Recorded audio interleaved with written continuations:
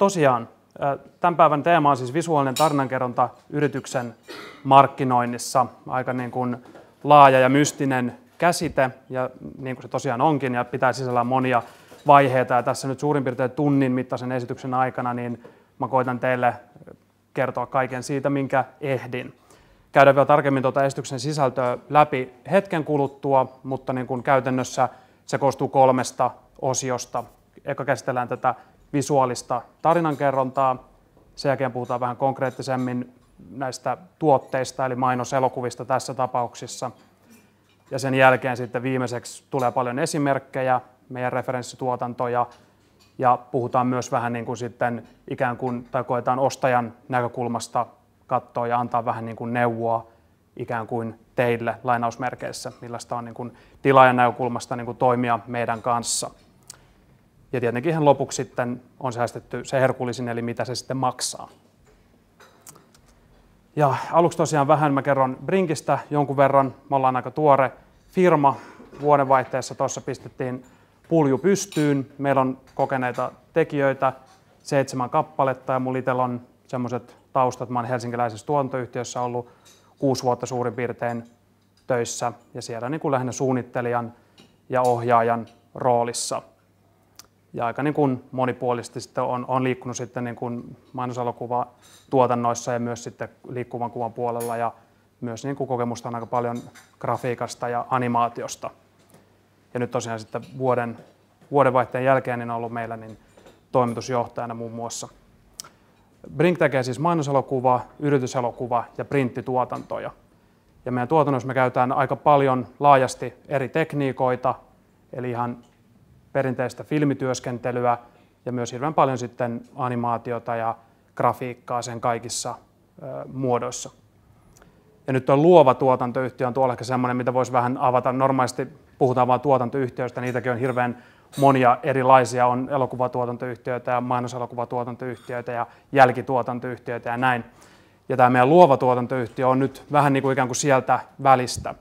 Et niin kuin klassisimmillaan ehkä tuotantoyhtiö käsittää sen, että siellä on tuottajia, ehkä ohjaaja, ehkä ei, ja he sitten tuottaa pienemmillään kaikenlaisia tuotantoja. Mutta tämä luova lisäsana ikään kuin meillä tarkoittaa sitä, että meillä on myös niin kuin vähän laajemmin niin kuin luovaa osaajaa siellä niin kuin talon sisällä. Niin kuin tai ohjaajia ja käsikirjoittajia ja myös niin kuin jälkituotantoon keskittyneitä ihmisiä, jotka sitten on niin kuin grafiikan ammattilaisia.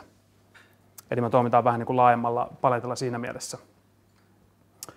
Ja meillä on tosiaan referenssituotantoina, mitä vähän käydään tänäänkin läpi, niin Veikkausta ja Ruukkia ja Saariosta monen muiden ohella.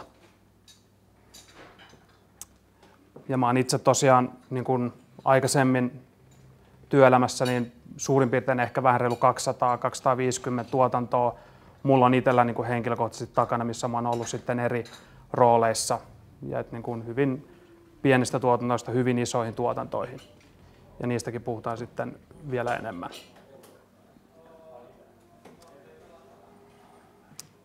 Lyhyesti tämän esityksen sisältö siis. Eli meillä on vähän niin kuin 3 jako tässä, teoria ja käytäntö ja sitten tämmöinen ostajan opas. Eli aluksi käsitellään ihan vaan tätä meidän visuaalista tarinankerrontaa, että mitä se nyt oikeastaan edes tarkoittaa, vähän sen historiaa ja myös tämmöistä niin kuin klassisempaa tarinankerrontaa, ikään kuin miksi tarinankerrontaa harrastetaan ja mikä on tarinan tarkoitus ja miksi se on meidän mielestä niin tärkeä ja hieno asia. Ja tätä koetaan sitten ryydittää muutamilla esimerkeillä. Sitten kun ollaan tätä teoriaa ja historiaa vähän niin kuin raapastu, tosiaan niin kuin sanoin, niin missään näissä teemoissa me ei mennä niin kuin ihan hirveän syvälle, ei ehditä mennä. Mä hirveän mielellään niistä vaikka kuinka kauan niin kuin juttelisin, mutta nyt tämän ajan niin kuin rajoissa, mitä meillä on täällä käyttävissä, niin kerron niistä niin paljon kuin ehdin. Mutta käytäntöosuus sitten, me puhutaan mainoselokuvasta nyt kun me tehdään näitä tai antaa käytännön esimerkkejä. Miksi mainoselokuva? No mainoselokuva on semmoinen hyvä klassinen esimerkki, mikä toimii parhaiten nyt tässä niin kuin visuaalisessa tarinankerronnassa yrityksen markkinoinnissa, niin se on semmoinen kaikista laajin käsite, mutta se voi olla mainoselokuva, se voi olla video, se voi olla elokuva nettiklippi, puffi, mitä niitä eri nimiä nyt on, mutta me käytetään lähinnä mainoselokuva yleisnimitystä tässä. Käydään muutama keissi-esimerkki läpi tuotannoista, millaisia ne on ikään kuin ihan alusta, kun meille saapuu tilausta, jopa ehkä kun niin kuin asiakkaalta ikään kuin herää tarve tämmöiselle tuotteelle, niin miten se prosessi etenee sieltä sitten. Puhutaan vähän eri toimijoista, mainostoimistoista, tuotantoyhtiöistä ja miten se prosessi toimii ja koetaan ottaa sieltä hyviä esimerkkejä niin kuin sen matkan varrelta ja mitä kaikki eri vaiheita tämmöiseen niin kuin matkaan kuuluu, kun mainoselokuva syntyy. Sitten puhutaan vähän niin siihen liittyen myös aikatauluista, mikä on muutenkin meillä täällä vähän semmoinen sivuteema. Käydään vähän läpi tuommoista tuotannon aikataulua, mikä se suurin piirtein on, mikä tuommoisen niin kuin mainoselokuvan tai tuotannon syntykaari on, kauan se suurin piirtein vaatii aikaa. Ja se liittyy hyvin vahvasti tähän meidän kolmanteen osuuteen, eli tähän ostajan oppaaseen ikään kuin.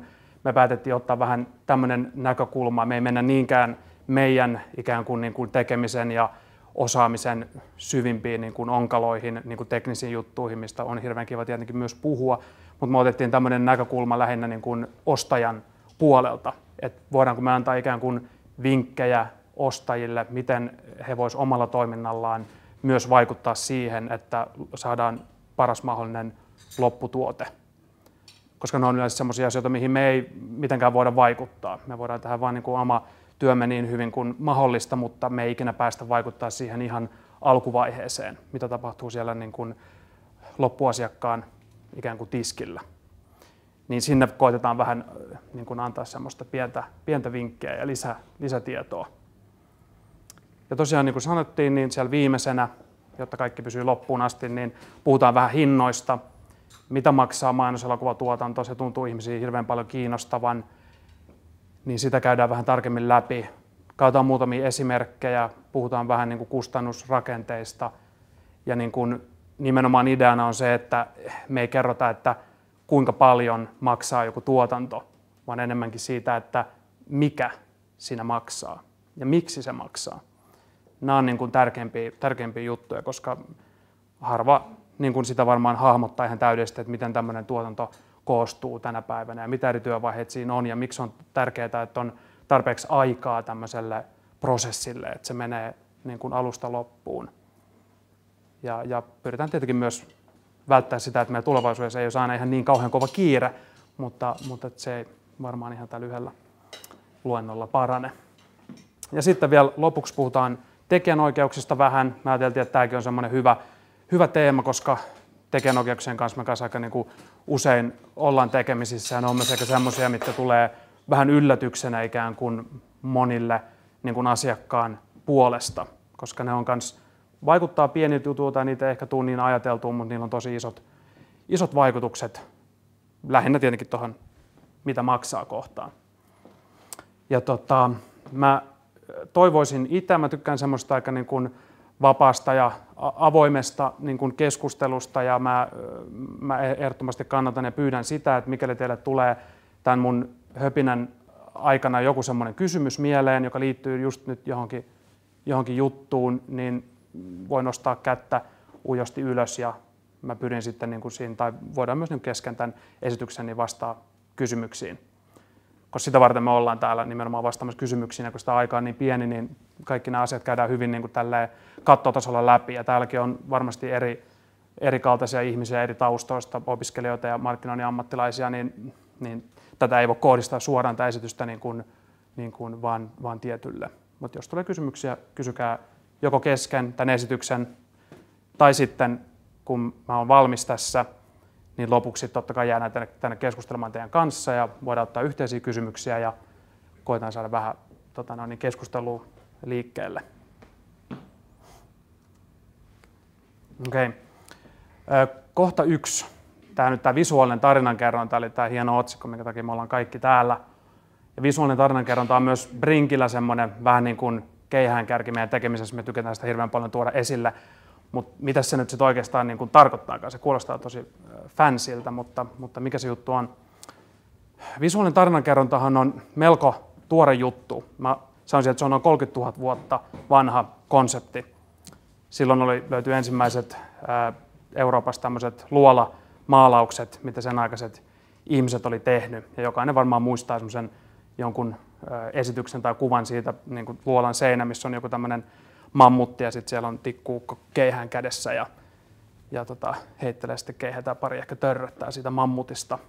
Ja siitä on tietenkin nyt tutkittu, mä en ole sen alan ekspertti, mutta sitä ei tiedetä, onko se nyt kulttuuri vai onko se vain taidetta vai onko siinä joku tämmöinen opetuksellinen niin kuin ikään kuin näkökulma, että tarpeeksi keihästä mammutin takalistoon, niin sieltä saa hyvää pihviä.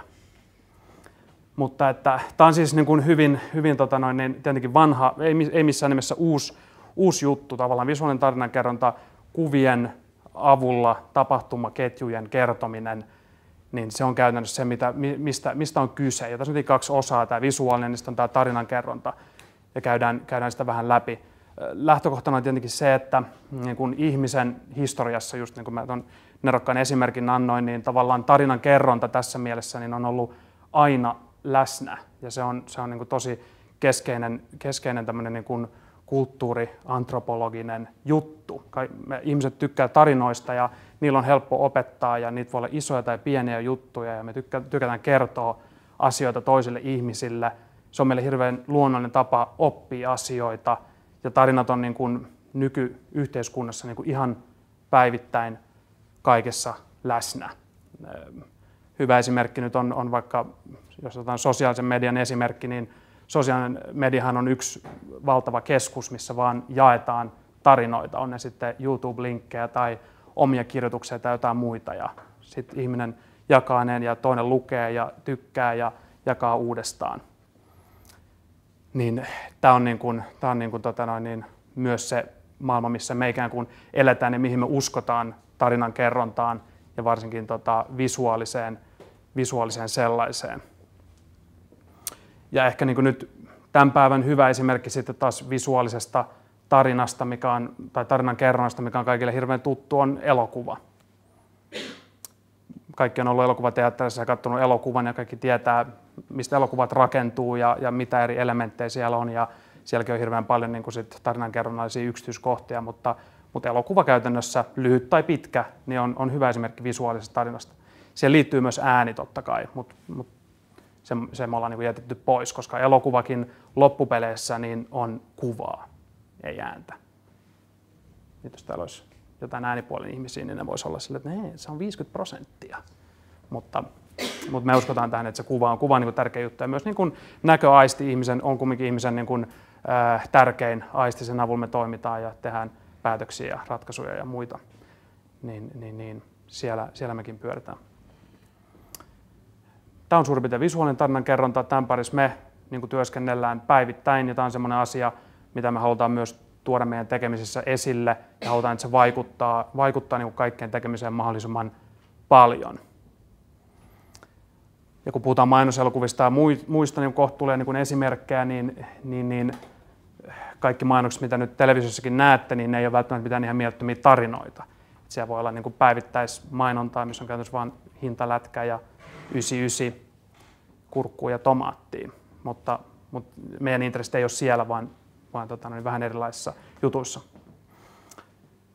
Sitten hirveän mielenkiintoinen aihe ensinnäkin tähän vähän niin kuin tarinankerrontaan liittyen on, että millainen on hyvä tarina.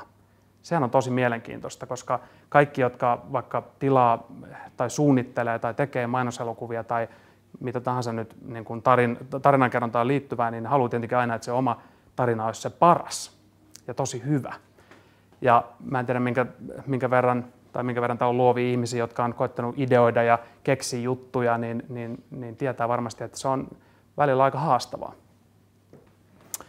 No, meillä on tämmöinen aika hyvä tämmöinen niin kuin teoreettinen ja konkreettinen tämmöinen esimerkki nyt hyvästä ideasta. Hyvä idea on tietenkin aina pohja tarinalle.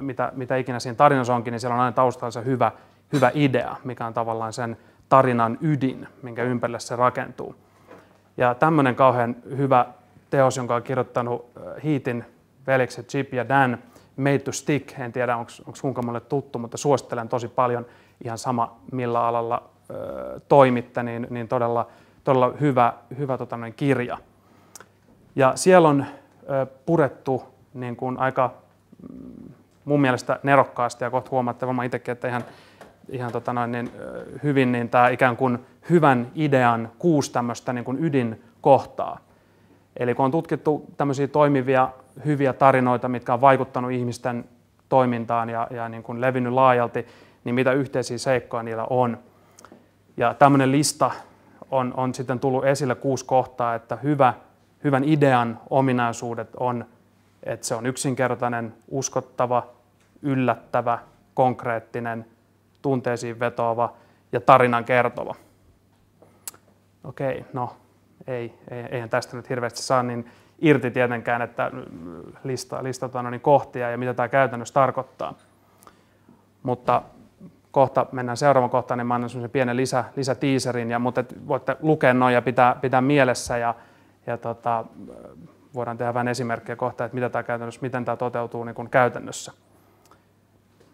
Ja mulla on seuraavalla nyt slaidilla täällä semmoinen tähän liittyvä tiiseri, jonka otsikko on Suomen paras ja vaikuttavin visuaalinen tarina. Mutta mä en kerro, mikä se on, vaan mä käytän tämän hetken markkinointi mielessä ja mainostan meidän Brinkin omaa blogia, visualstorytelling.fi. Ja nyt just syy, mä olisin voinut kertoa tästä vielä niin kuin tunteja, mutta koska tämä on tämmöinen vähänkin niin kuin pintaraapasu, niin mä käytän tämän hetken nyt siihen, että mä mainostan meidän blogia teille, visualstorytelling.fi, johon me viikoittain kirjoitellaan mielenkiintoisia artikkeleita liittyen visuaaliseen tarinankerrontaan. Ja siellä on muun muassa yksi kirjoitus, jonka otsikko on Paras suomalainen tai vaikuttavin visuaalinen tarina. Ja mä veikkaan, että tästä yleisöstä 100% tietää, mikä teosta on kyseessä. Mutta mä en kerro sitä tässä. Siellä on myös hirveän paljon muutakin nyt tavallaan semmoista, mitä mä en tässä nyt ei käsitellä. Tosiaan tässä meidän tekemisessä on hirveän monta eri vaihetta. Niin kun puhutaan tuotannossa, siellä on suunnittelua, sitten siellä on tämmöistä filosofista fiilistelyä ja taustaa ja tarinankerrontaan liittyviä asioita ja muita. Ja sitten on niin kuin todella äärimmäisen teknisiä asioita, miten me toteutetaan sitten nämä tarinat, mikä on ihan niin kuin oman esityksensä arvoinen juttu. Niin sieltä löytyy hyvin paljon kaikenlaista.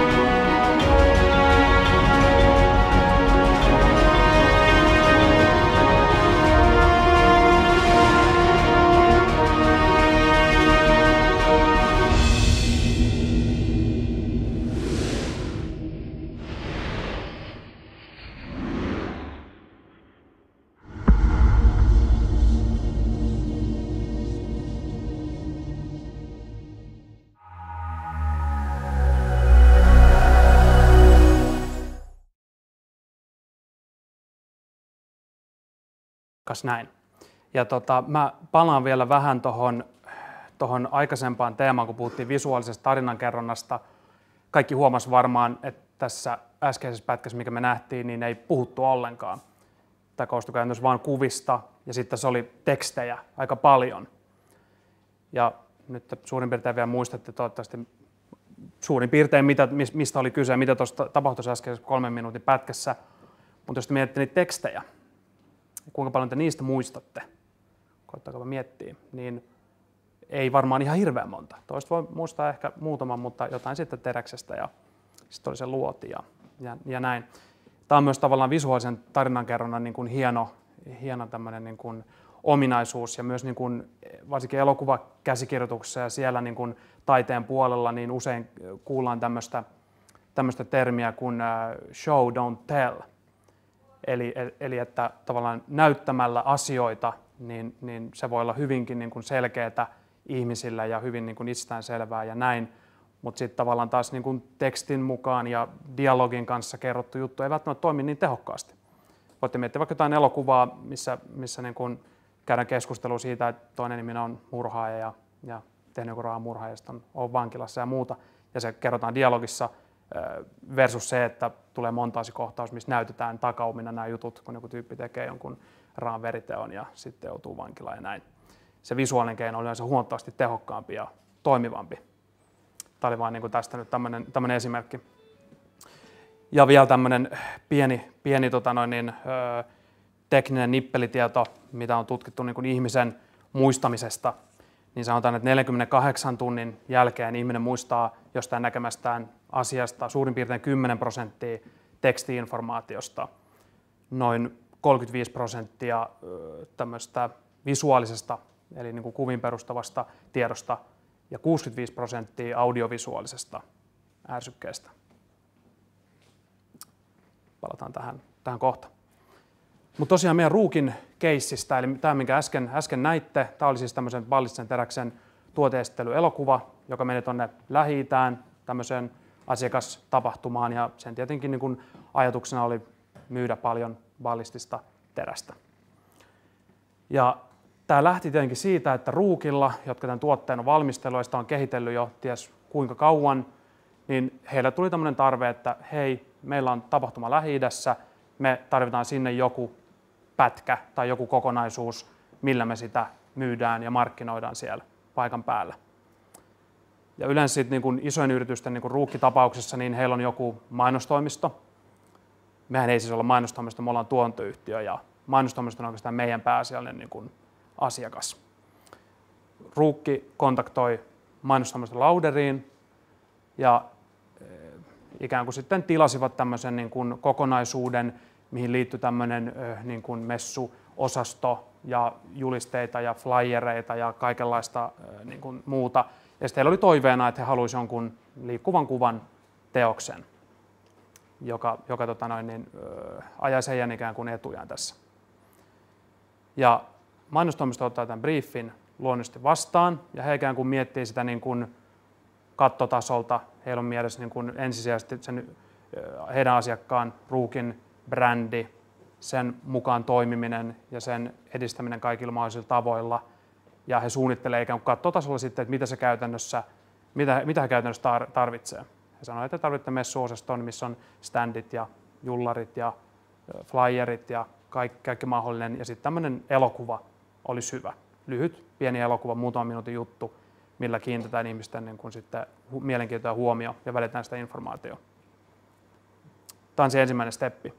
Ja mainostoimisto sitten taas ikään kuin hakee sitten yhteistyökumppaneita, ketkä pystyy sitten toteuttaa tämmöisen tässä tapauksessa niin kuin pienen elokuvallisen pläjäyksen, jotka sen voi suunnitella ja toteuttaa sen teknisesti ja kaikilla mahdollisilla tavoilla.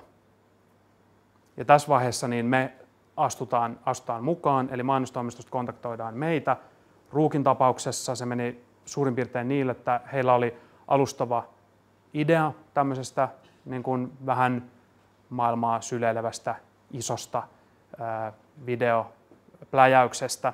Ja heillä oli sitten niin kuin tietenkin alleviivattu ikään kuin, että mitä tällä tuotteella pitäisi tavoittaa ja mitä siinä pitäisi tapahtua. Ja siinä on tietenkin tärkeää, että se tuote esitellään, sen testaaminen pitää näyttää, valmistaminen ja sitten tämmöisiä loppukäyttöesimerkkejä pitää esittää.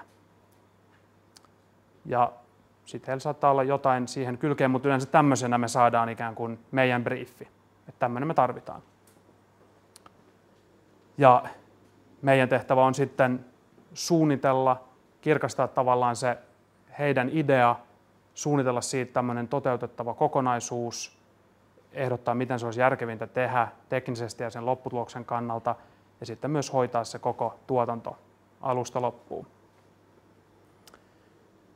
Ja mennään kohta vähän tarkemmin tähän tuotantoprosessiin sitten ikään kuin, miten tämä kaiken kaikkiaan menee.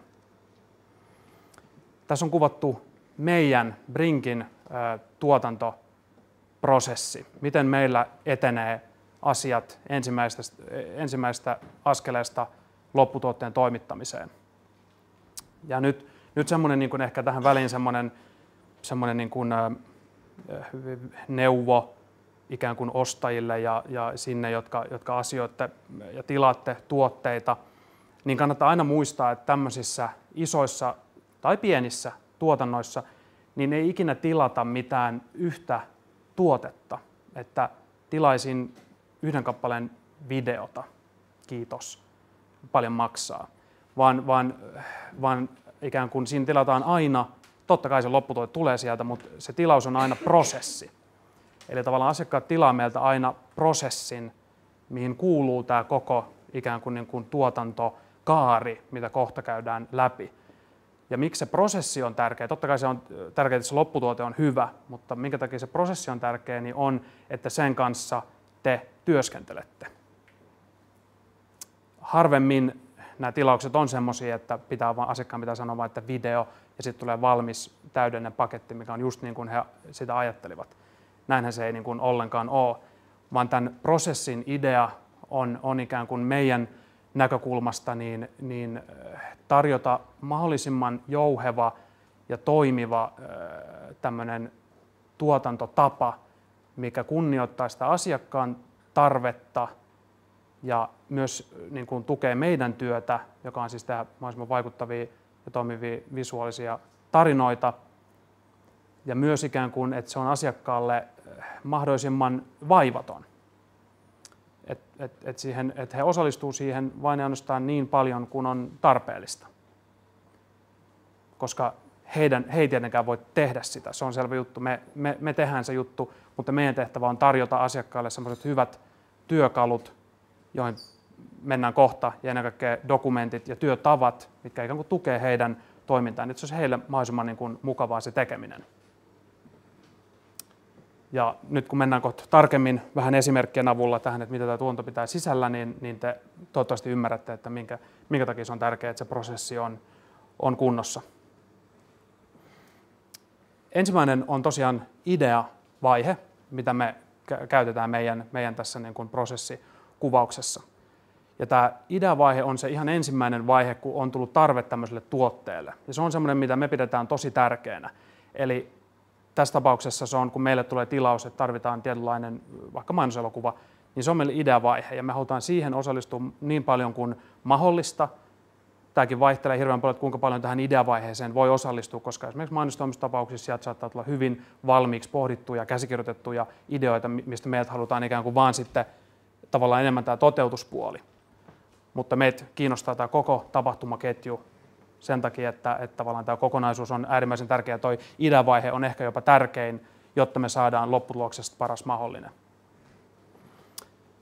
Ja tähän ideavaiheeseen tosiaan kuuluu, mä näytän nyt muutaman dokumentin kautta vähän esimerkkejä, että mikä on tavallaan meidän ensimmäinen niin kuin lähestyminen, kun asiakkaat tulee sellainen tarve, että he haluaa tilaa jonkun tuotteen, niin miten me lähestytään sen jälkeen heitä.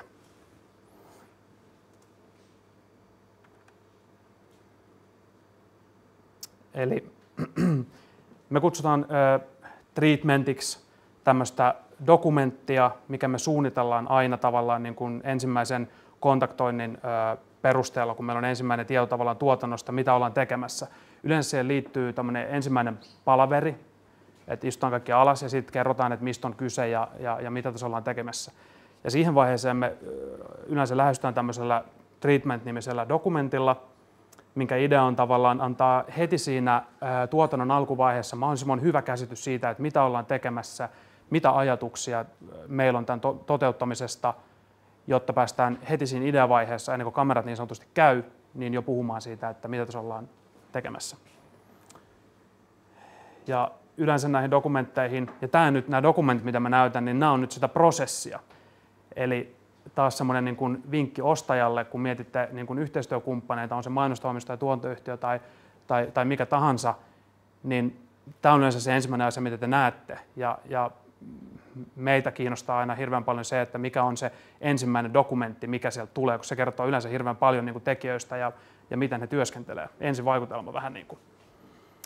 Treatmentissa on yleensä tämmöinen niin kuin alustava käsikirjoitus, mikä on sitten niin käsikirjoittajan näkemys, että miten nyt näillä alkutiedoilla, mitkä muistat, ne 4 kohtaa, mitkä mä sanoin, että ne pitää tulla ilmi, niin käsikirjoitus on tavallaan se purettuna tämmöiseen niin kuin mainoselokuva muotoon. Eli mitä se tavallaan lopputuote pitää sisällään tekstinä. Ja tämä teksti on nyt hankala, niin kuin just on puhuttu, että sitä nyt ettei enää lukea sitä, mutta niin kuin, tämä on vähän vaikea. Jos tuommoinen dokumentti tulee eteen ja kesken kiireisen työpäivän ja saat tämmöisen etees ja alat lukemaan, niin se jaksat lukea muutaman rivin sieltä täältä, mutta se kokonaisuus niin ei yleensä tästä niin kuin hahmotu, varsinkaan jos ei ole tottunut käsikirjoituksia lukemaan. Mutta se, mikä meillä on aina niin kuin tärkeää, sitten tässä on vielä tarkemmin tietoja tavallaan toteutuksesta, miten me ajatellaan se toteuttaa, ja mahdollisimman paljon kirjallisesti kerrottu, että mikä tämä tyyli tässä on ja mitä tähän eri juttuja tähän niin kuin kuuluu, miten tehdään musiikki, miten tehdään ääni, miten me ollaan laitettu kuvata se, miten tämä jakautuu tämä lopputuote. Tässä on tärkeimmät kumminkin meidän mielestä taas asiat niin kuin tässä tuotannossa. Eli nyt ollaan ideavaiheessa, ja se mitä me aina tarjotaan tähän ensimmäiseen ideavaiheeseen, niin on kuvia. Ja minkä takia, just mistä täällä on puhuttukin tämän visuaalisuuden takia. Kaikki ei ehkä jaksa lukea tekstimassaa läpi, sisäistään sen ja ylipäänsä, että pystyisi niin kuin sen tekstin kuvittelemaan sit kuviksi, niin se on vähän liikaa yleensä niin kuin pyydetty. Eikä asiakkaissa tarvitse osakkaan. Mutta kuvat taas on semmoisia, mitä me tehdään yleensä niin kuin heti kärkeen muutama, että mitä me ollaan ajateltu tässä. Et meillä on tämmöinen hangariajatus, missä olisi tämmöisiä teräslevyjä, ja niiden teräslevyjen pinnalle projisoitaisiin sitten vähän tämmöistä niin kuin tarinaa tämän päivän uhkaavasta maailmasta ja muuta. Ja sitten toinen on tämmöinen, että miten me tuodaan niitä teksti-informaatioita, mitkä on siinä pakolliset siinä teoksessa, miten me tuodaan se esille. Me käytetään myös näitä teräselementtejä, josta tämä kertoo tämä juttu, ja sen pinnalla sitten ikään kuin esitään tämmöisillä niin kuin ikoneilla tavallaan näitä faktoja. Ja nämä on semmoisia juttuja, että näihin onkin hirveän sit yhtäkkiä helppo niin kun hahmottaa ja puuttua. Ja että niin, että hangari joo, niin että tuolta tulee nyt valon säteitä katosta, ja tuossa on tuo turvakamera, se on hyvä turvallisuus, ja mä näen joo tuo teksti ja teräslevyt on aina hauska idea. Niin näihin on ihmisten hirveän helppo sit tavallaan niin kun, ikään kuin, näistä on helppo ottaa kiinni. Ja nyt Ruukin kaltaisessa jutussa, niin tämä on tietenkin hyvin pieni osuus siinä mielessä, mutta tämä on heti paljon konkreettisempi startti tuotannolle kuin se, että on pelkkää tekstiä. Ja sen takia tämä on niin kuin myös osa meidän ideavaihetta ja treatmenttiä. Sitten meillä on myös referenssejä vähän samankaltaisista tuotannoista, mitä ollaan tehty, ja sitten hyvin avoimet kustannusarviot, missä on sitten käyty läpi, niin kuin mitä tämä juttu maksaa. Ja me puhutaan näistä hinnoista tosiaan enemmän vielä tuon lopuksi, ja voidaan käydä läpi, että mitä tämmöiset tuotannot sitten lopuksi maksaa, koska ne kummin kaikki vähän kiinnostaa. Tässä on ehkä vähän konkreettisempi ja toimivampi esimerkki myös tämmöisestä niin kuin treatmentistä. Siinä lukee nyt tarjous. Sieltä on poistettu asiakkaan nimet, mutta se tulee valitettavasti tässä aika niin helposti ilmi. Tässä on mainosalokuva tai animaatiomainos, tämmöinen ikään kuin tarjous samaan rakenteeseen, käsikirjoitusta vähän avattu, mitä siinä tapahtuu, ja tyyliä ja muita kuvailtu. Ja tämä on siis myös ideavaiheen niin kuin juttuja. Ja sitten meillä on kuvakäsikirjoitus. Eli ennen kuin mitään ollaan tehty, niin tavallaan meillä on tarjota jo niin kuin hyvin tämmöinen niin kuin selkeä käsitys. Kuvakäsikirjoitus on siis tämmöinen niin kuin, vähän niin kuin sarjakuva tavallaan lopputuotteesta. Eli kuva sieltä täältä sen lopputuotteen eri vaiheelta. Ja tämä on nyt just myös semmoinen, että ennen kuin mitään ollaan tehty, animaattoa ja muuta, niin voidaan jo keskustella aika hyvin, niin kuin, että mitä halutaan. Niin kuin sanoin, että nämä on prosesseja ja asiakas haluaa olla näissä totta kai myös mukana, koska niin kuin oikeastaan tämmöisten tuotantojen isoin hankaluus on yleensä niin kuin epävarmuus. Ja epävarmuus aiheuttaa yleensä kaikista eniten semmoisia niin kuin konflikteja ja muita. Ja epävarmuus ei johdu mistään niin kuin henkilöistä, että se olisi jonkun henkilön oma syy, vaan se johtuu siitä, että ei tiedetä. Eikä voidakaan tietää. Vähän niin kuin meissä pimeäseen huoneeseen, niin se on vähän semmoista, mitä täällä tapahtuu. Niin just tämän tavallaan niin kuin ideavaiheen tarkoitus on heti alkumetreillä tuoda tavallaan selkeästi vähän niin kuin valoa siihen juttuun, ja näistä on hyvin helppo keskustella. Esimerkiksi tässä konkreettinen esimerkki, niin ennen kuin oltiin mitään niin kuin lopullista tehty, niin oli heti hyvin selvää, että ei haluta esimerkiksi sinivalkoista pöytäliinaa tähän lopputuotteeseen, missä nämä jutut on. Eikä kulhoa, missä on sitruunaa, eikä punaista patalappua, mutta muuten hyvä. Niin tämä on hyvä esimerkki. Tämä niin kuin helpottaa tosi paljon kaikkien tekemistä heti tässä alkumetreillä. Sitten tähän liittyy myös, tässä on myös tyyliruutu, mikä on vielä tämmöinen vähän niin kuin bonus ikään kuin tämmöisestä niin kuin lopullisesta, voidaan sanoa, että tämä on lopullinen visuaalinen ulkonäkö, mitä me ehdotetaan tähän tuotantoon. Ja tämä on myös hirveän hyvä, koska tämä on tosiaan siinä ensimmäisessä vaiheessa, niin tämä on helppo heti puuttua. Ja me tykätään Brinkki niin kuin hirveän paljon just tästä suunnitteluvaiheesta, ja tähän me tykätään panostaa, ja meillä on hienoja, nerokkaita, lahjakkaita taiteilijoita, jotka tekevät näitä kuvia ja nauttii näiden tekemisestä. Tähän liittyy myös tämmöinen nettifilmi, vähän lyhyt, missä oli vähän eri ajatus ikään kuin, että siinä on tämmöinen ajatus, että siinä on kokkikirja tai tämmöinen ruokareseptikirja pöydällä, ja sen kirjan sivuilla tapahtuu erilaisia asioita. Tämä on heti semmoinen, että aha, joo, just. Että mä huomaan, miltä toi niin näyttää, ja tämä on ihan niin kuin kiva. Mutta ei sinistä postit loppuun. Ja sitten jälleen kerran referenssejä, kustannusarvio, avoin ja tarkka.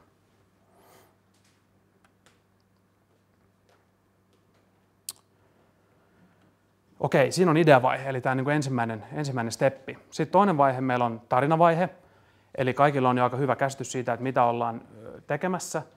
Ja nyt siirrytään niin kuin vähän konkreettisempaan, ikään kuin siirrytään eteenpäin tässä niin kuin tuotannossa. Ja tämä tarinavaihe ikään kuin on sitten ideavaiheen tarkennus. Tässä tarkennetaan käsikirjoituksia, yksityiskohtia, visuaalisia juttuja, ja riippuen tuotannosta, niin kuin onko siinä grafiikkaa vai kuvattua kuvaa, niin sillä käsitellään erilaisia yksityiskohtia. Ja mä näytän siitä kanssa esimerkin. Eli nyt muistatte tämän Ramor-klipin, mikä tuossa äsken pyörähti, niin, se oli aika niin kuin mittava tuotanto, että ei puhuta mistään niin kuin televisio-mainosjutusta, mitkä on 30 sekuntisia tai minuuttisia, vaan se oli niin kuin monen minuutin juttu. Ja siinä oli useita kuvauspaikkoja, kuvattiin Helsingissä, Raahessa ja Dubaissa. Ja niin se oli niin kuin kaikkinen yksityiskohtinen aika niin kuin mittava projekti.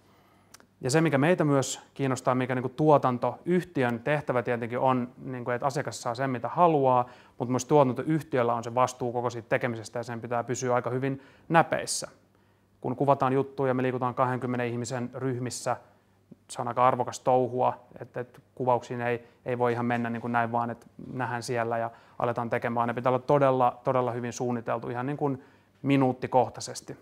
Ja meillä on sellaisia dokumentteja, missä on vain niin kaikkien henkilöiden nimet, ja heille annetaan niin kuin ihan minuuttikohtaiset aikataulut, mitä vaan noudatetaan.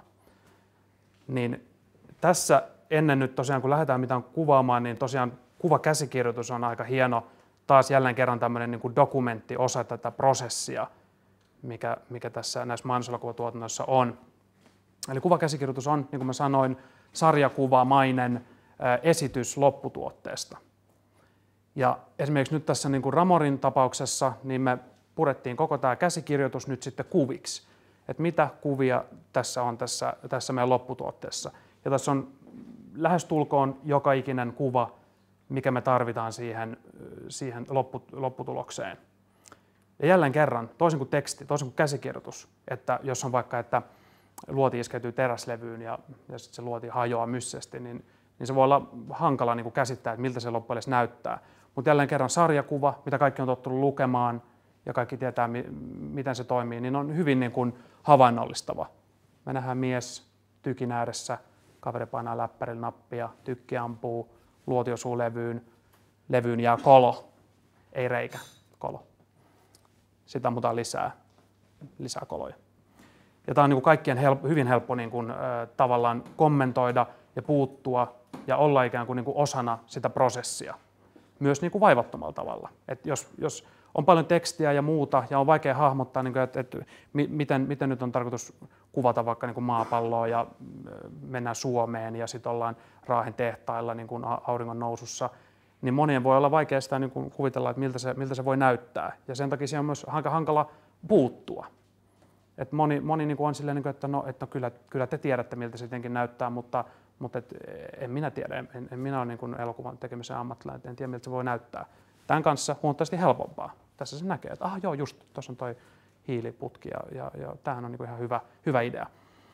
Ja kun puhuin tästä tuotantoyhtiön niin kuin toiminnasta, mikä on meille niin kuin yritys, kun ollaan ja kannattava liiketoimintaa harrastetaan, niin meillä on totta kai myös hirveän tärkeää, että ne prosessit on meidän kannalta jouhevia. Niin nyt mikä iso ero tässä on, että nyt kun me katsotaan tätä, niin pitää muistaa, että mitään ei ole vielä tapahtunut, mitään ei ole kuvattu, yksikään niin kuin, pala filmiä ei ole vielä pyörinyt tässä vaiheessa. Ja näihin asiakkaan kanssa, näitä me sitten niin kuin punnitaan ja pyöritellään, ja että halutaanko näyttää Ruukin logoa, maailmankarttaa, mitä osia linjastosta, halutaanko näyttää teräslevyä, ja kuinka paljon savua ja missä on tekstit ja näin päin pois. Niin tämmöisen kuvan piirtämiseen niin kuin ammattilaiselta menee niin kuin minuutteja. Ja se on niin kuin hyvin edullista ja järkevää toimintaa. Et jos tämä halutaan vaikka vaihtaa, niin se onnistuu, se on pari minuuttia, ei maksa juuri mitään. Mutta valmiin kuvan muuttaminen, kun me ollaan kuvattu Raahessa meidän 20 ihmisen ryhmällä, tultu takas, leikattu tämä juttu ja tehty loppuun asti ja valmiiksi. Sitten tulee sellainen, että ei kyllä voi näyttää tätä linjastoa, että tämä pitäisi olla toiseen suuntaan. Niin siinä vaiheessa muuttaminen on niin kuin äärettömän kallista, eikä missään nimessä järkevää. Niin ymmärrätte varmaan niin kuin tämänkin prosessiosan niin kuin tärkeyden molemmille osapuolille. Tämä on niin kuin äärimmäisen tärkeä. Ja esimerkiksi tässä Ruukin keississä niin kävi niin, että tästä vaihdettiin suurin piirtein 5 kuvaa.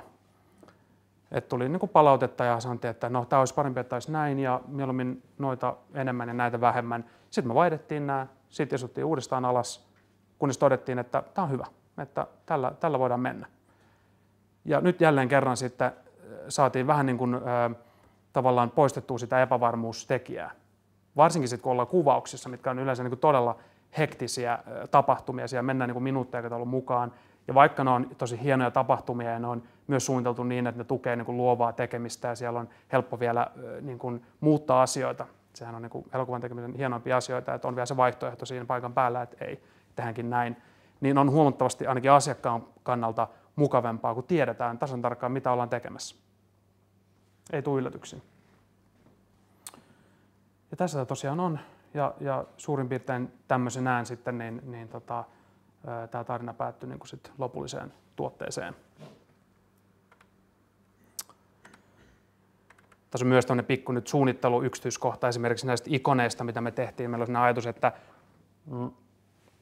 sen sijaan, että näytetään pelkkiä tekstejä, niin saataisiko me joku semmoinen visuaalinen jippo siihen, että siinä olisi vähän joku, mikä tukisi sitä niin kuin tekstiä. Joku tämmöinen ikoni vaikka. Ja sitten suunniteltiin jokaiselle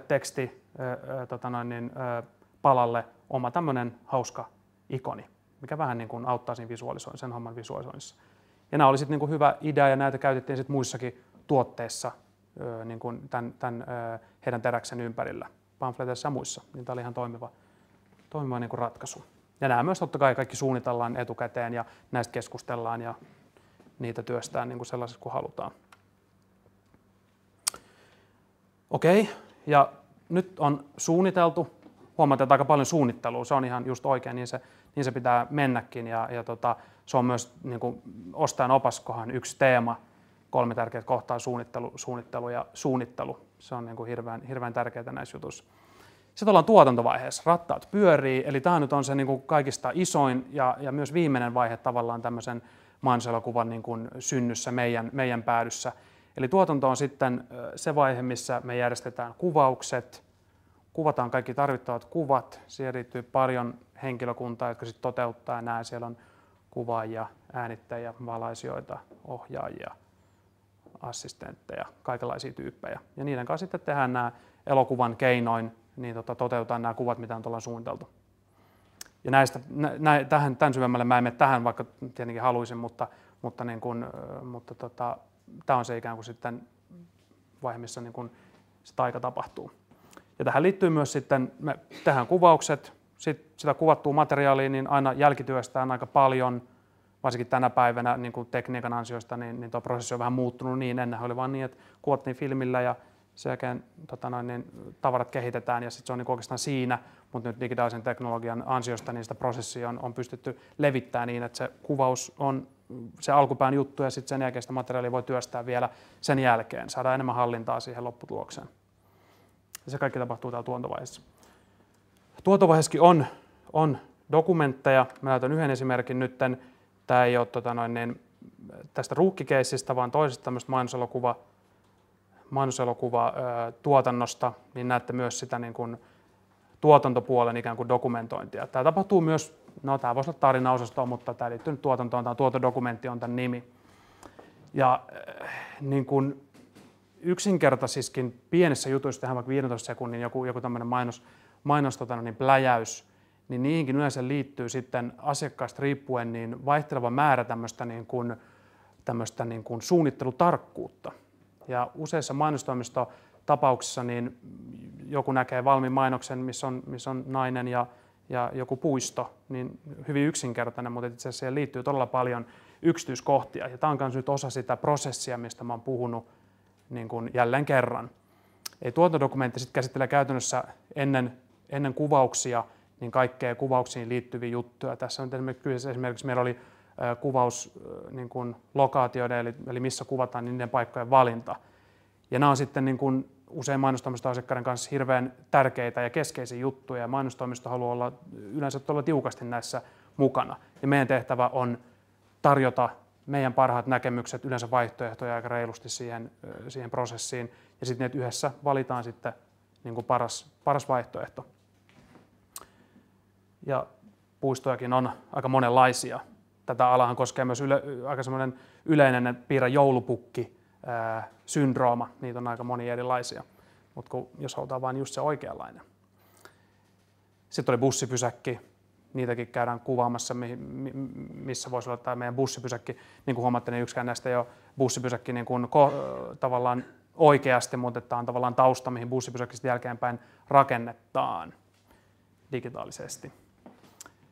Ja sitten aina tietenkin mainoselokuvassa, kun on esiintyjiä tai näyttelijöitä, heidän valinta on äärimmäisen kriittinen, koska niin kuin yleensä ihminen jossain mainoselokuvassa esiintyjä on se ensimmäinen asia, minkä ihminen luonnollisesti huomaa ja mitä seurataan. Ja näyttelijän niin kuin osuus kaikissa tämmöisissä tuotannoissa on aina massiivisen tärkeä.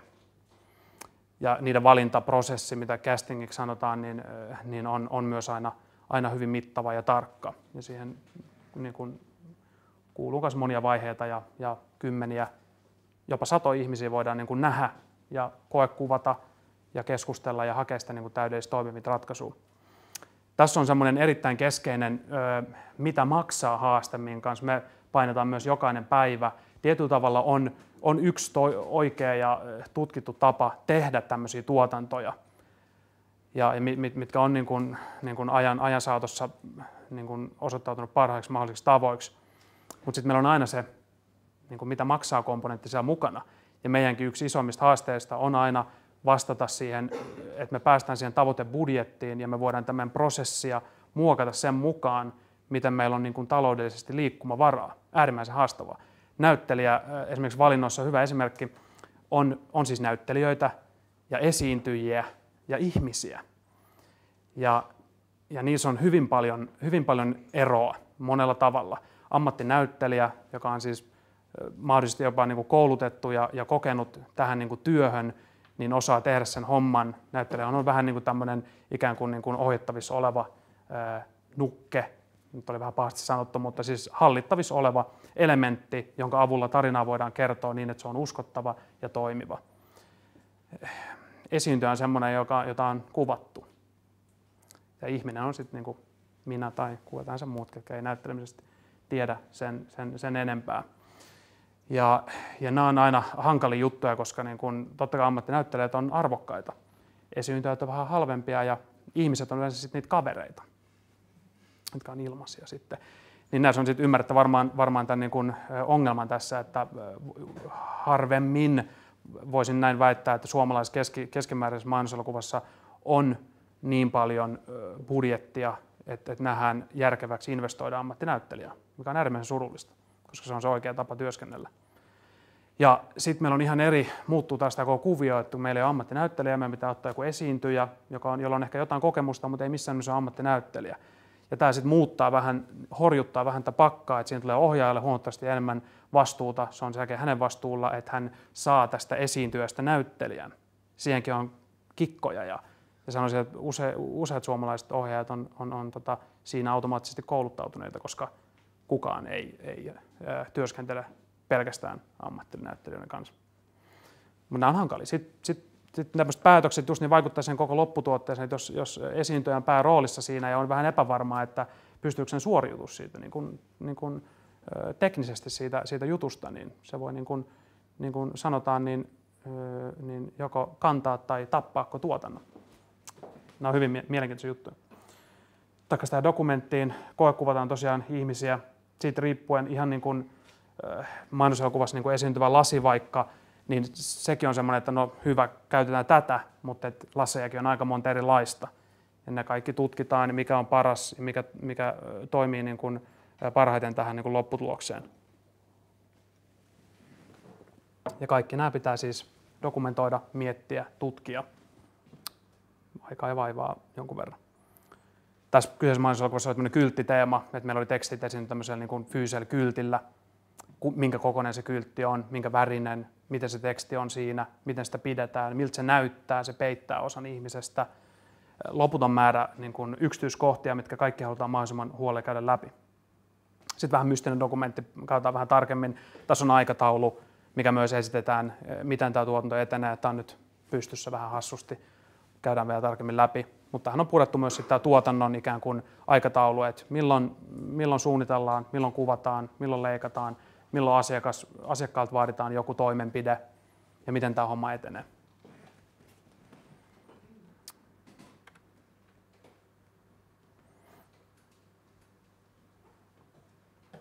Voisin näyttää tämmöisen tuotantoaikataulun, tosiaan vielä nyt esimerkin tästä.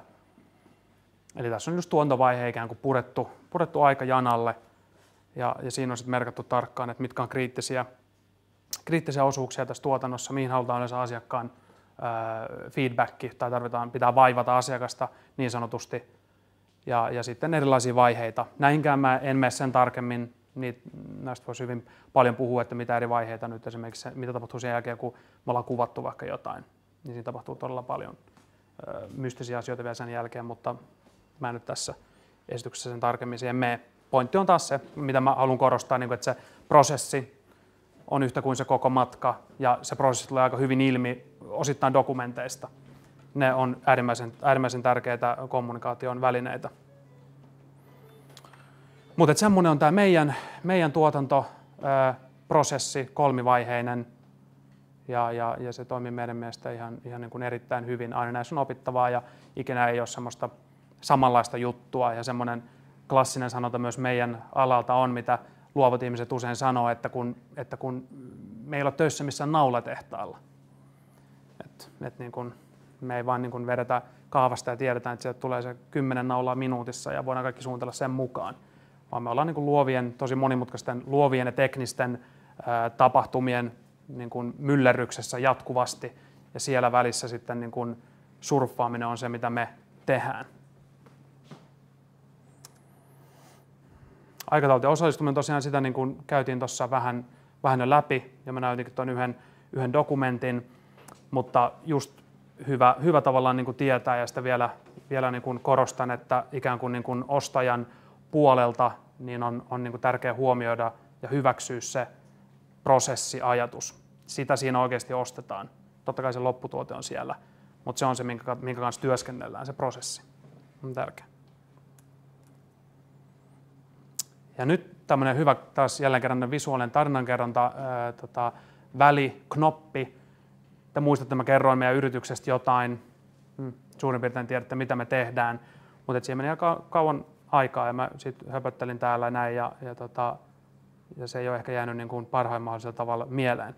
Niin nyt myös hyvä tämmöinen välitestaus, mä näytän nyt tähän väliin ikään kuin tämmöisen visuaalisen tarinankerronnan välineen, mikä nyt osuu suoraan tähän hyvin tähän meidän otsikkoon, visuaalinen tarinankerronta yrityksen markkinoinnissa.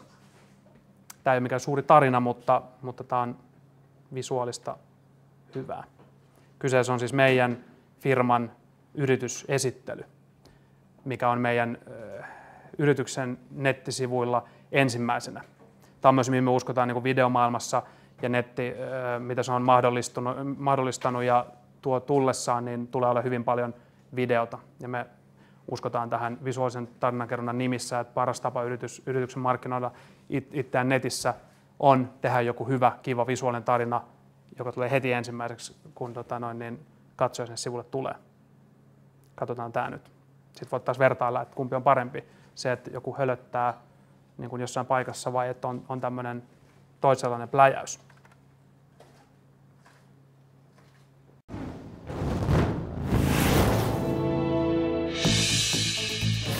Brink Helsinki on luova tuotantoyhtiö, joka on erikoistunut visuaaliseen tarinankerrontaan. Visuaalinen tarina on tehokkain keino levittää ideoita ja saavuttaa muutosta. Tarinan visualisointi mahdollistaa yksityiskohtaisten ja monimutkaisten asioiden kommunikoimisen selkeästi ja tehokkaasti.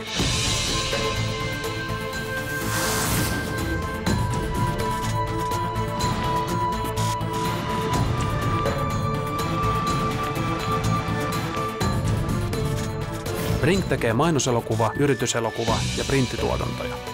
Tuotannoissa käytämme laajasti eri tekniikoita, kuten kuvattua kuvaa, 2- ja 3D-grafiikkaa sekä animaatiota.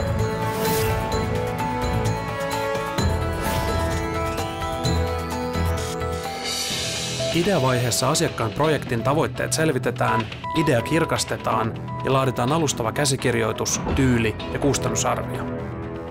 Tarinavaiheessa käsikirjoitus ja visuaalinen tyyli hiotaan lopulliseen muotoonsa ja näiden pohjalta laaditaan yksityiskohtainen tuotantosuunnitelma aikatauluineen, kuvakäsikirjoituksineen ja konseptikuvineen. Varsinainen tuotanto toteutetaan suunnitelman mukaisesti valittuja tekniikoita hyödyntäen parhaan lopputuloksen saavuttamiseksi. Brinkin perustamisen lähtökohtana oli kerätä yhteen parhaat sekä intohimoisimmat tekijät ja hankkia heille viimeisimmät laitteet ja työkalut erilaisten vaikuttavien tarinoiden kertomiseen. Tällä yhdistelmällä voimme tarjota asiakkaillemme parhaan hintalaatusuhteen sekä parasta vastinetta heidän rahoilleen. Semmoinen pläjäys. Se oli aika tehokas. Se oli minuutti 40 sekuntia, mutta siinä oli aika paljon informaatiota, mutta jälleen kerran niin kuin yksi esimerkki, miten tämmöisiä visuaalisia tuotteita voi käyttää niin kuin, yrityksen markkinoinnissa esimerkiksi hyväkseen. Tämä oli aika myyntihenkinen, mutta kumminkin. Ei ehkä se paras tarina, mutta hyvä esimerkki kumminkin tämmöisestä visuaalisesta teoksesta. Sitten on tämä kolmas osio, ja käydään tämän yhteydessä myös, katsotaan vähän noita muita keissejä, mitä ollaan tehty. Kolmannen osion nimi on tosiaan ostajan opas. Ja mä aika monia näitä asioita nyt käsittelin tässä niin kuin näiden muiden aiheiden lomassa, mutta kerrotaan vähän vielä. Eli me ei tietenkään olla niin kuin siinä mielessä ammattiostajia, koska me ollaan siellä ravintoketjun toisessa päädyssä, mutta sieltä me voidaan antaa jotain niin kuin neuvoja, mitkä meidän mielestä olisi sellaisia asioita, mitkä olisi niin kuin tärkeä ostajankin niin kuin huomioida. Yksi on tietenkin se suunnittelu. Jos nyt yritys tilaa vaikka, tai on päättänyt tilaa mainoselokuvan toivottavasti jossain niin kuin strategiapalaverissa vuoden alussa, ja se kuuluu sen vuoden toimintasuunnitelmaan, että me tehdään mainos, niin huomioida se, että se aika, mikä siihen kuluu, vaikka se olisi aika yksinkertainen tuote, ja riippuen tietenkin siitä, että onko yrityksellä jo mainostoimistoa, onko tottunut tilaaja ja näin päin pois, niin sitä aikaa siihen kannattaa varata.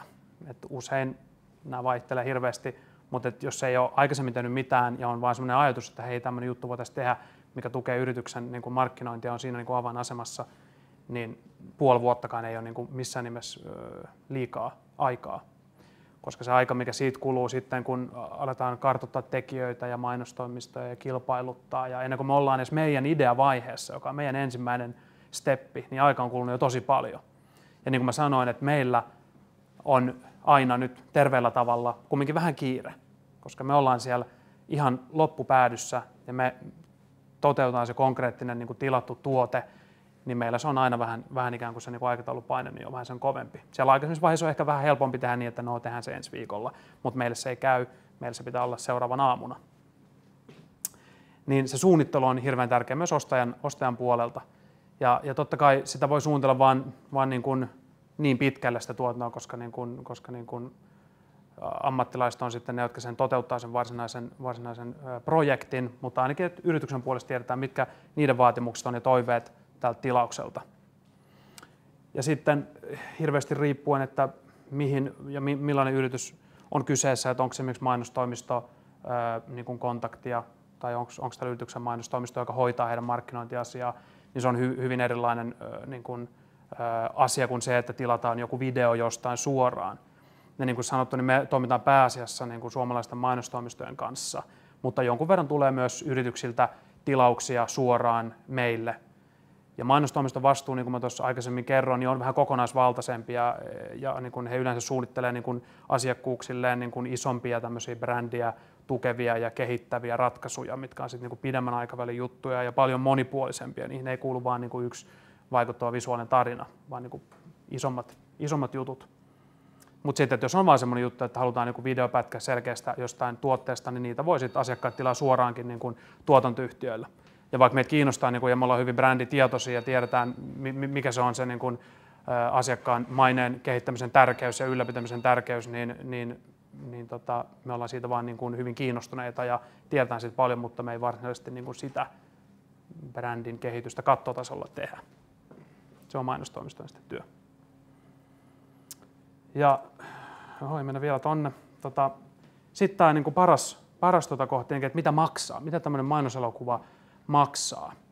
Mä oon itse työskennellyt mun uran aikana tuotannoissa, minkä budjetit on vaihdellut 2,5 eurosta, mä kehtaisin sanoa mitään halvempia, 2,5 eurosta 500 000 euroa.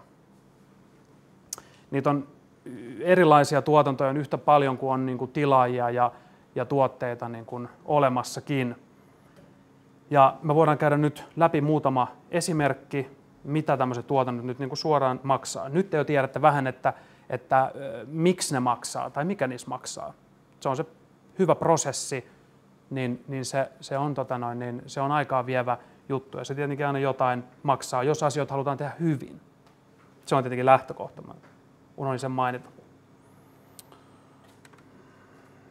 Mä otan vähän jotain esimerkkejä. Nämä hinnat, mitä mä sanon, niin ei ole näiden tuotantojen eksakteja kustannusarvioita. Niitä me ei haluta mainita, mutta mä annan teille haarukoita, mitkä on hyvin totuudenmukaisia.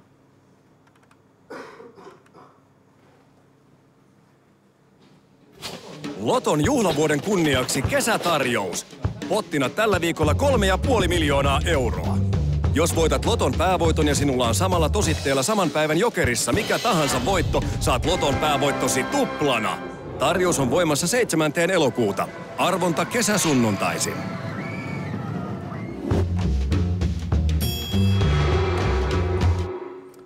Tässä oli hyvin yksinkertainen esimerkki. Tämä oli Veikkauksen tämmöinen kesälotto-mainos, joka toistui koko kesän niin kuin ajan. Ja tässä oli ikään kuin ideana se, että Veikkaus halusi tämmöisen jatkuvan mainoksen, jos tulee aina ilmi heidän sen viikon loton potti. Ja siinä oli vielä tämmöinen koukku, että jos sen loton päävoiton voittaa ja on jokerissa joku voitto, niin sen päävoiton saa tuplana. Mieletöntä. Ja tähän kuuluu nyt semmoisia niin kuin tuotannollisia yksityiskohtia tietenkin, että meillä pitää olla tämmöinen runko. Siinä on tuo jokerimies, se vierailee tässä niin kuin loton mainoksessa, sitten on tämä summa, jonka pitää vaihtua aina viikoittain. Se on heti tämmöinen erikoiskeissi ikään kuin, että sitten meillä pitää olla valmius hyvin lyhyessäkin ajassa, yhdessä päivässä, saada semmoinen versio pyörimään kanaville, missä on tiedossa tämä seuraava viikon potti. Ja näitä tehtiin sitten viikoittain, niin ne summat vaihteli niin ja näin. Niin tämmöinen esimerkiksi yksinkertainen pläjäys pyörii hintaluokassa 20 000–30 000 euroa. Mutta sen takia, nyt kun näyttänyt yhden pätkän, niin että yksi lyhyt pätkä, niin aika moista. Mutta tähän liittyy moni juttu. Ensinnäkin näitä oli useita, sitten oli se päivitettävyysaspekti, siinä pitää olla koko ajan vähän niin kuin tekemässä. ja näistä eri asioista aina muodostuu nämä hinnat. Ja näitä on hirveän vaikea ylipäänsä niin kuin näitä hintoja aina sanoa, ja siitä jos voitte kuvitella, että no mitäs sillä sit rahalla saisi niin kuin jotain ehkä niin kuin omaa ajatusta tuotannosta, niin niitä on hirveän vaikea niin kuin suhteuttaa, koska niihin vaikuttaa monet asiat. Tuo Ramori, mikä nähtiin, mikä oli siis jo melko iso pläjäys, 3 minuutin veto, kuvattiin ympäriinsä ja siinä oli paljon 3D-grafiikkaa ja animaatiota ja sävelletty musiikkia, suunnittelua ja tällaista. Niin tuommoiset isommat vedot yleensä on siellä niin kuin 60, 70, 80 000 euron paikkeilla. Sitten on toinen Veikkauksen tämmöinen mainos, vähän erilaisella tekniikalla tehty. Kaikkien aikojen kanta-asiakasohjelma esittää. Veikkauksen kanta-asiakkaana saat rahan arvoisia ja eksklusiivisia etuja ympäri vuoden. Tarjolla on viikoittain vaihtuvia arvontoja sekä alennus- ja ilmaisetuja. Rekisteröidy maksutta Veikkauksen kanta-asiakkaaksi osoitteessa veikkaus.fi. Tämä oli osa semmoista mainossarjaa, missä oli useampi, 5 itse asiassa tämmöistä niin kuin 30 sekunnin juttua. Ja vähän niin kuin sisäpiiritietoa tästä, että oli siis täysin tämmöistä perinteistä animaatiotekniikkaa käyttäen toteutettu suurimmaksi osaksi. Eli näissä 5 mainoksessa oli yhteensä noin 1000 käsin piirrettyä kuvaa, missä sitten seikkaili tämmöinen Veikkauksen hahmo ja ikään kuin sitten kertoi Veikkauksen tapahtumista ja kilpailuista ja tämmöistä. Mä näytän vielä tämän toisen. Tää on hauska. Kaikkien aikojen kanta-asiakasohjelma esittää. No niin, nyt olisi tarjolla 5 2 hengen vippipakettia Neste Oil Ralliin rallitähtien kanssa. Rekisteröidy maksutta Veikkauksen kanta-asiakkaaksi ja osallistu arvontaan osoitteessa veikkaus.fi. Niin tämmöiset, taas tämä tekniikka oli semmoinen, mikä oli valittu tähän tuotantoon, niin 5 kappaletta tämän kaltaisia juttuja, missä on kuvattu tuommoinen kirjanen ja sen pinnalla tapahtuu käsin piirrettyä animaatiota samalla tekniikalla lähes tehty kuin 40-luvun Disneyn animaatiot, niin tämä koko paketti tai tämän kaltainen paketti liikkuu siellä jossain myös 60-70 000 eurossa. Sitten on hyvä esimerkki, mistä katsottiin myös nyt tätä meidän ideavaiheen tuotantodokumenttia, mikä oli Sarjoisten mainos. Katsotaan nyt se valmiina. Se on, niin kuin näette, että miten se on välittynyt se idea sitten lopulliseksi tuotteeksi.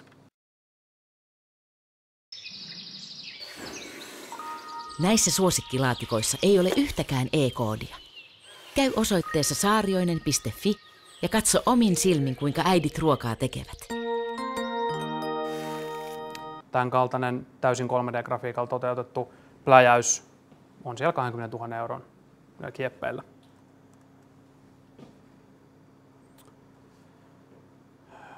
Siinä oli muutama esimerkki. Mä tähän loppuun vielä näytän muutaman tämmöisen vähän teknisemmän jutun, niin saatte myös siitä vähän niin kuin käsitystä, että millaisessa maailmassa me toimitaan.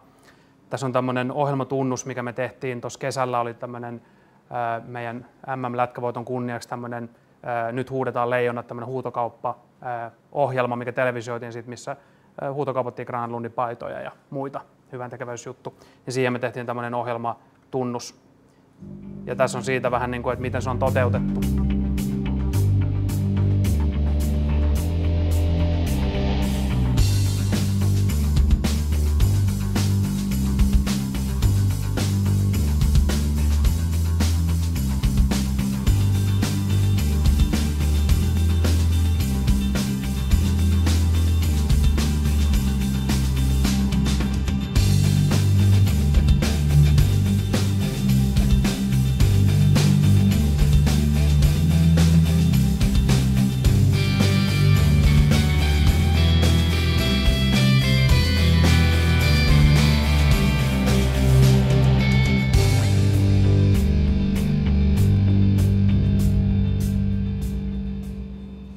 Moni on nyt varmaan vähän hämmentynyt, että oliko toi se lopullinen vai mitä ne välissä olevat jutut oli siellä. Mä oon pahoillani, mä en mennyt vähän teknisyyksiin. Tässä oli vaan niin kuin nyt purettu vähän osiin tämmöinen ikään kuin toteutus. Se lopullisessa versiossa ei tietenkään ole tuota biisiä eikä siinä ole noita välivaiheita, vaan se on vaan tämmöinen.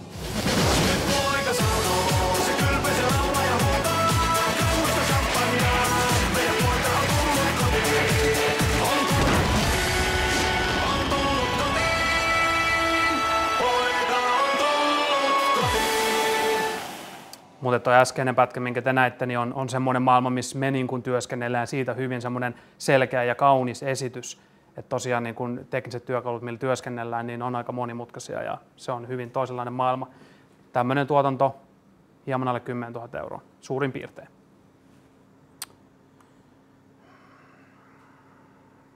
Siinä oli nyt ihan hyvä määrä tämmöisiä esimerkkejä ja mullakaan ei oikeastaan mitään sen ihmeisempää juttua ole. Mä näytän vielä fiilisten vuoksi, ennen kuin siirrytään tähän kysymysosioon nyt tähän niin kuin lopuksi, niin mä näytän vähän tämmöisen hyvän mielen lopetuspätkän.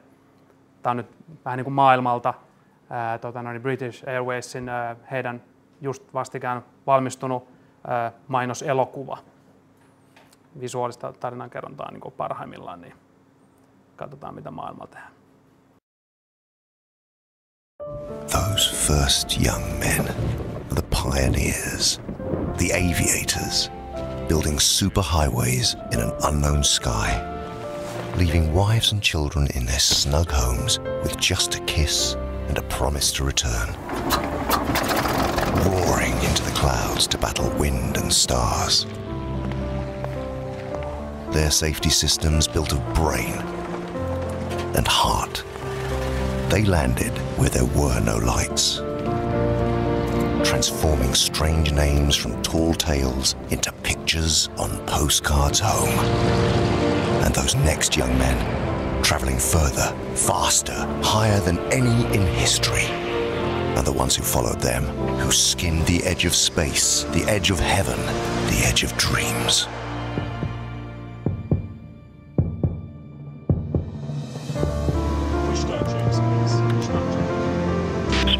Speedbird 1.